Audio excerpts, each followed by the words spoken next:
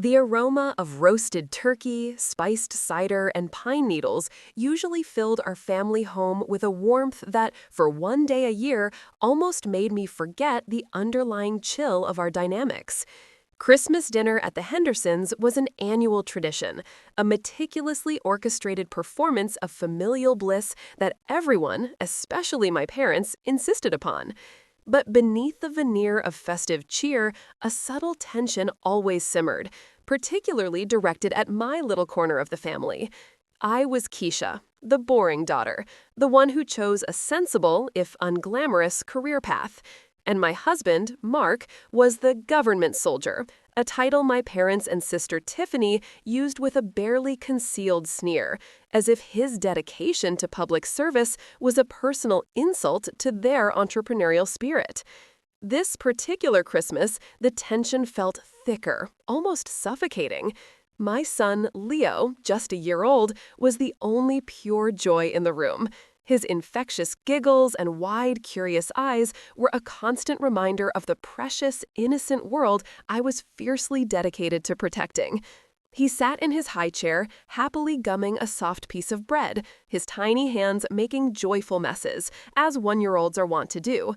The air buzzed with forced pleasantries, the clinking of silverware, and Tiffany's boisterous, self-aggrandizing stories about her latest business venture, a string of boutique stores that, by her account, were revolutionizing the local retail scene. My parents, of course, hung on her every word, their faces beaming with pride, oblivious to the subtle eye rolls I exchanged with Mark. Then it happened. Leo, in his innocent exuberance, let out a particularly loud, happy gurgle, followed by a playful slam of his hand on the high chair tray, sending a few crumbs flying. It wasn't much, just a tiny explosion of baby joy, but it was enough to shatter Tiffany's carefully constructed narrative. Her voice, mid-sentence, snapped shut like a trap. Her eyes, usually sparkling with avarice, narrowed into slits. She looked at Leo, then at me, a venomous fury twisting her features. "Keisha, control your child," she hissed, her voice cutting through the festive din. "He's making a mess. Can't you teach him any manners?" I started to respond, to explain that he was just a baby, that it was Christmas, that a few crumbs were hardly the end of the world. But before I could even form a coherent sentence, Tiffany lunged. It was so sudden, so shockingly swift, that I barely registered the motion. Her hand, open and hard, connected with Leo's cheek with a sickening thwack. The sound echoed in the sudden silence of the dining room. Leo's happy gurgle transformed into a terrified, piercing shriek. His small face crumpled, a bright red mark blooming on his delicate skin where her hand had struck him. He sobbed, utterly bewildered, reaching for me with trembling hands. My world tilted. Time seemed to stop. The festive lights blurred. The rich aromas turned to ash in my mouth. All I could see was that red mark. All I could hear was Leo's heartbroken cry. A primal scream tore through me, but it was trapped in my throat, choked by shock and a burning, incandescent rage. I snatched Leo from his high chair, cradling him tightly, pressing his tear-streaked face into my shoulder, rocking him, whispering reassurances as my own body trembled uncontrollably. "Tiffany, what have you done?" Mark's voice, usually calm and measured, was a low, dangerous growl beside me. He had half risen from his seat, his fists clenched, his eyes blazing. He looked ready to tear her apart. Tiffany, meanwhile, had the audacity to look indignant. She straightened her expensive silk dress, her chin jutting out. "Oh, for heaven's sake, Mark, Keisha, you're overreacting. He was being disruptive. He needed to be taught a lesson." Her words were like daggers, each one twisting deeper into the wound she had inflicted. She genuinely believed she was justified, that a one-year-old deserved a slap for being a baby. And that's when the true horror set in. I looked at my parents. My mother, usually so quick to mediate, to smooth over any family ruffled feathers, sat frozen, her eyes wide with a mixture of fear and embarrassment. My father, the patriarch, the man who always had an opinion, always had a solution, stared at his plate, his face a mask of stony silence. Neither of them said a word. Not a single word of condemnation for Tiffany, not a single word of comfort for Leo, their own grandson. Their silence was deafening, a betrayal far more profound than Tiffany's violent act. They were choosing her. They were choosing to cover it up. They were choosing to let this stand. "We're leaving," I managed to choke out, my voice raw with unshed tears and fury. I didn't wait for a response. Clutching Leo, I marched out of the dining room, Mark right behind me, his hand resting protectively on my back. The silence that followed us was heavy, oppressive. We didn't say goodbye, didn't exchange any more pleasantries. The illusion of the perfect Christmas dinner had shattered into a million irreparable pieces. The drive home was a blur of silent rage and heartbroken sobs from Leo, which eventually faded into the rhythmic breathing of sleep. Mark drove, his jaw tight, his knuckles white on the steering wheel. The moment we got home, I put Leo gently in his crib, my heart aching with every soft breath he took. Then I collapsed onto the sofa, the full weight of the day crashing down on me. Tears finally streamed down my face, hot and furious. They just let her," I whispered, the words tasting like ash. "My parents, they saw her hit him, and they said nothing." Mark sat beside me, pulling me into his strong embrace. "I know, Keisha. I saw it too. It was unforgivable." His voice was calm, but I could feel the tremor of suppressed anger in his body. "What do you want to do?" That question hung in the air, heavy with unspoken implications. What did I want to do? My first instinct was to scream, to smash something, to unleash the raw, visceral anger that was consuming me. But I was Keisha, the boring Keisha, the one they underestimated. And they had no idea who they were truly dealing with. They had no idea that their boring daughter was in fact a forensic accountant, a meticulous, relentless hunter of financial deception. And they certainly had no idea that their government soldier son-in-law, the target of their endless mockery, was a lieutenant colonel in the JAG Corps, the military's most elite legal arm. We had kept our professional lives separate from our family life, partly out of a desire for peace, partly because their condescension made it clear they wouldn't understand or appreciate it anyway. But now, that peace was shattered, and their condescension was about to become their undoing. "I want justice," I said, my voice firm despite the lingering tears. Not just for Leo, but for the years of their dismissiveness, their entitlement, their constant undermining of us, and for their complicity today. They showed their true colors. I pulled back, looking into Mark's steady eyes. I want them to understand the consequences of their actions, all of their actions. Mark nodded slowly. "A slap is assault, Keisha. On a child, it's even worse. But proving that, especially with family involved, can be messy. And if they're willing to cover up something like this, what else are they covering up?" He paused, his gaze thoughtful. "You're a forensic accountant, love. You know where secrets hide. If anyone can find them, it's you." His words were a spark, igniting a cold, calculated fire within me. He was right. My family, particularly my father and Tiffany, had always been obsessed with appearances and wealth. Henderson Enterprises, my father's real estate development company, was the golden goose, the source of their perceived superiority. I had always dismissed the vague unease I felt about their business practices, the way they seemed to expand so rapidly, the casual boasts about creative financing. Now, those vague unease signals screamed red alert. If they were willing to cover up an assault on a child, what financial malfeasance might they be willing to commit, and then hide? That night, sleep offered no solace. My mind raced, connecting dots, recalling snippets of conversations, overheard phone calls, boasts about bending the rules. The next morning, the meticulous, relentless hunter in me awakened. My first step was to gather publicly available information.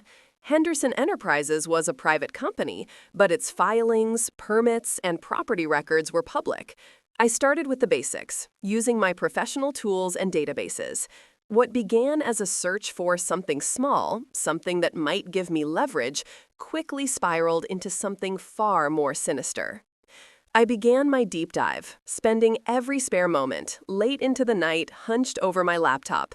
Mark, understanding the gravity of my mission, took on extra childcare duties, his quiet support a constant anchor.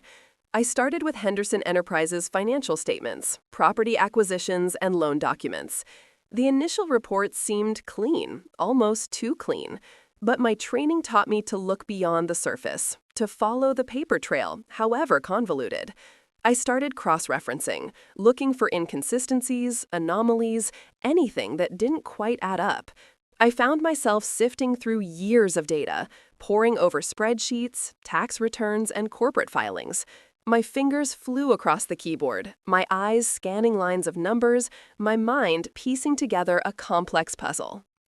The first red flag was subtle, a series of unusually large, round-number payments to an offshore shell corporation, listed vaguely as consulting fees.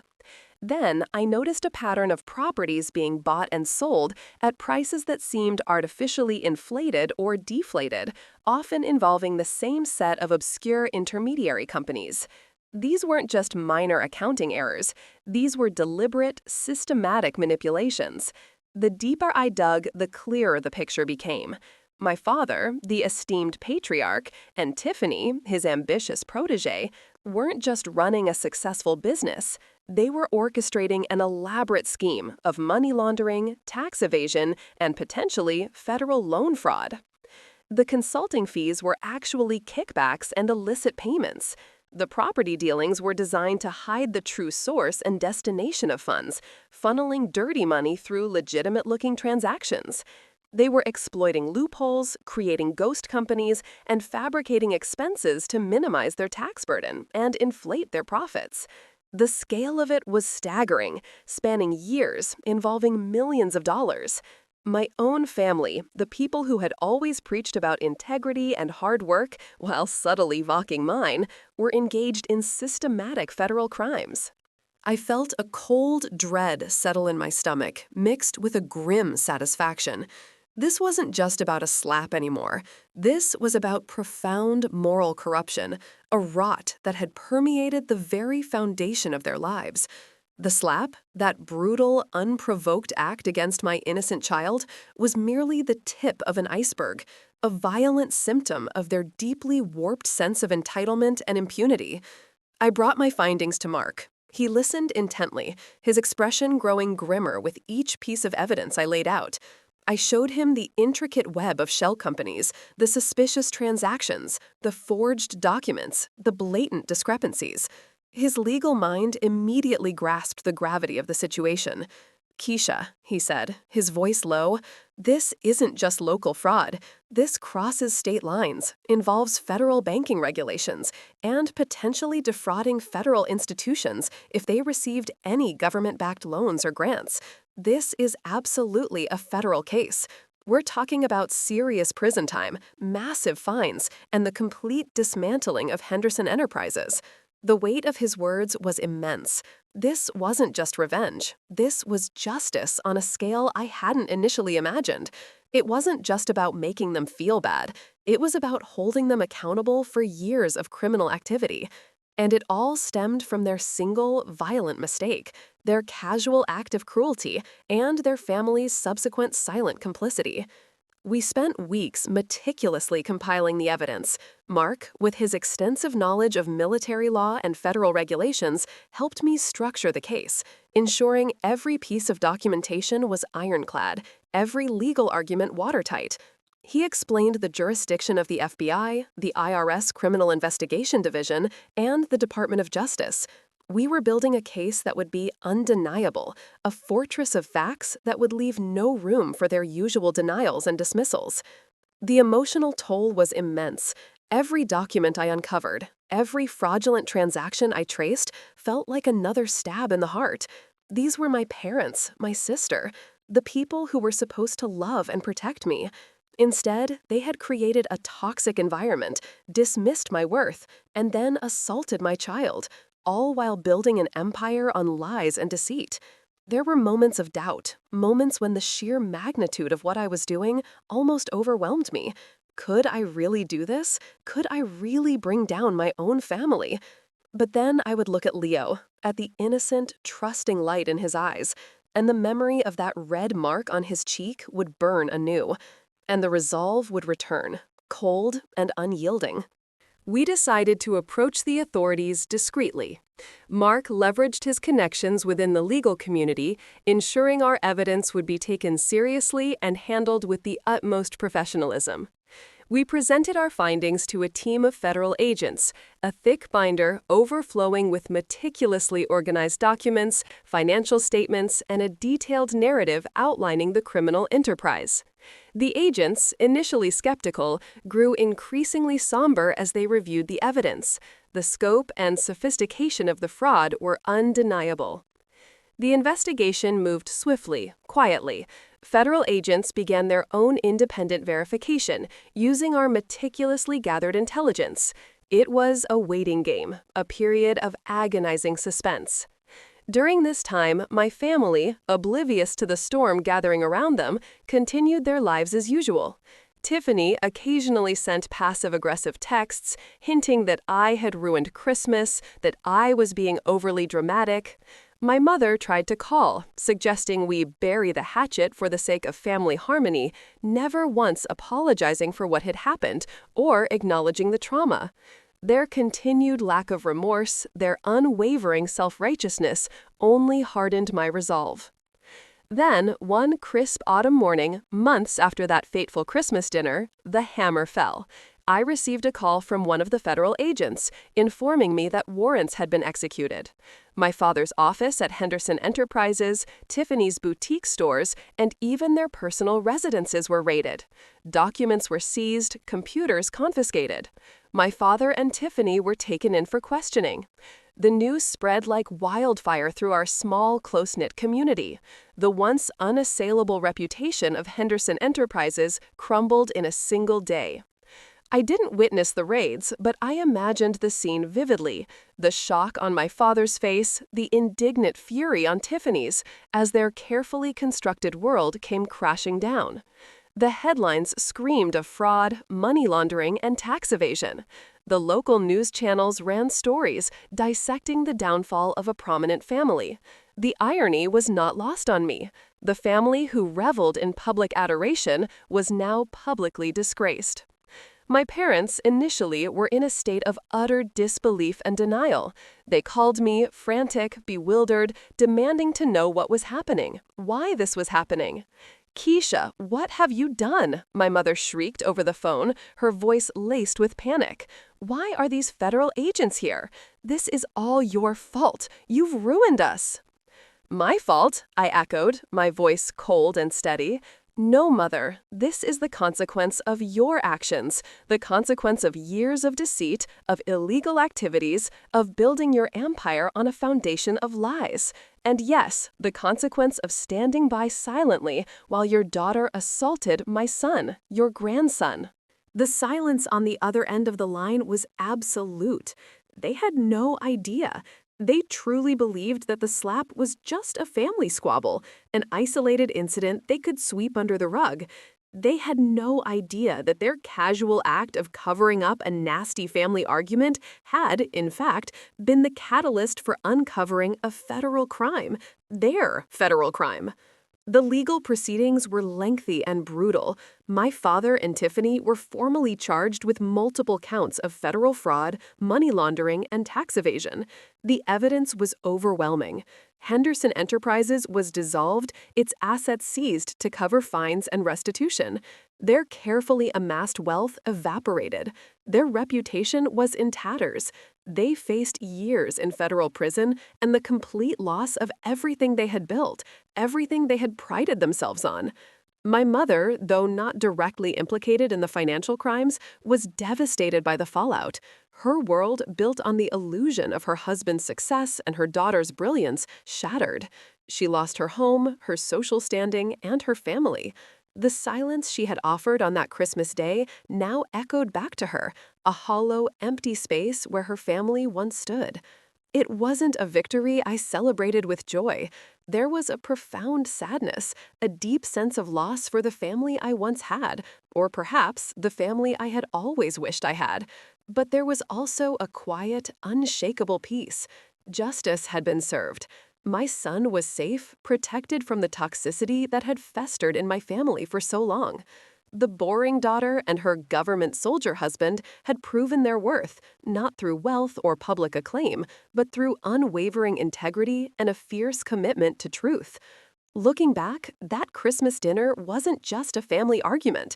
It was a turning point, a single, violent mistake that pulled back the curtain on years of deception. They thought they were just covering up a nasty family incident. They had no idea they were covering up a federal crime. And that single, brutal slap, delivered with such casual cruelty, had ultimately cost them everything.